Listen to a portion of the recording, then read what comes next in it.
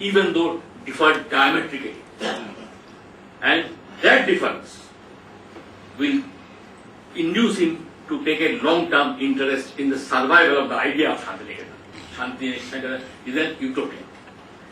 Nehru was already famous and the darling of Indian masses, and ideologically apparently closer to Tagore. Tagore did not tell Nehru to take care of his university.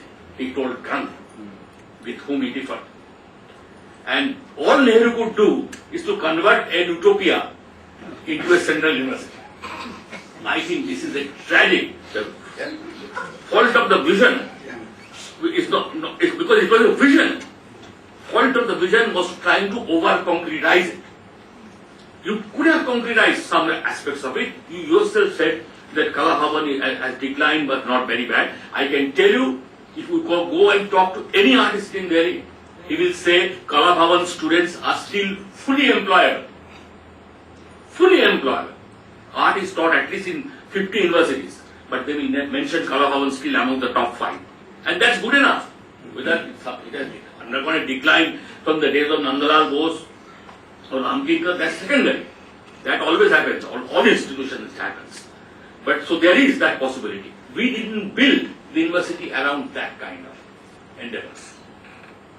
We wanted to give degrees. We wanted to connect that.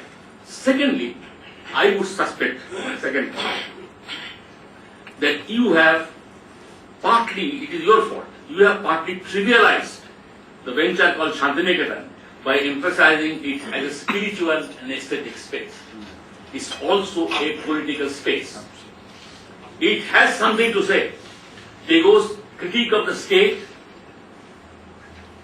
an attempt to give it a less exalted position in India, Indian civilization, is in tune with Gandhi's strong anarchist streak. Tagore makes it absolute. Tagore's position on nationalism, which ultimately also made him part ways from Tenzing Okakura, which lost a lot of Japanese friends because of that. When he went to Japan, thousands kept to greet him on the first day. When he was leaving Japan, there was only one person to see him out, his host. Because Japan was going through the delirium of nationalism at the time. So there was a clear political edge to the venture called Shantiniketan.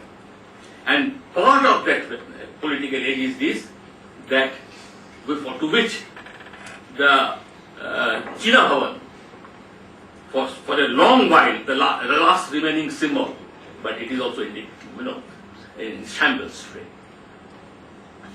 His attempt was to re-establish the direct links with other civilizations, cultures, societies in Asia, particularly East Asia and West Asia. Very clear. And by that he meant not specialty schools of area studies. By that he meant direct link with these civilizations and cultures, which will obviate the need to go to relate to them through the benign kindness of the Western university system. Now we talk to our neighbors through the media of the great universities of the West, because they are supposed to be the capitals of knowledge. We are all both on the following side. So we don't even have the right to talk to each other. We have to talk to the intermediaries with each other. He wanted to break that. That is why Tanchung's father,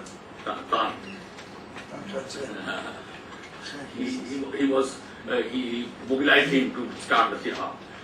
That also is a political project we did not see or share, because the intellectual capital of India for the last 200 years have varied, but it has never been in India. Either it is London. No. It has been? Intellectual capital. Has been what? Never been in India. Previously it used to be London.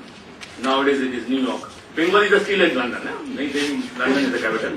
Rest of India is New York. Beach may for a while it was Moscow and now that is in tatters. So even the CPM functionaries send their children to London. But there are pockets, it is pockets in Beijing. That also is not working very well. So there you are. So that was the political age.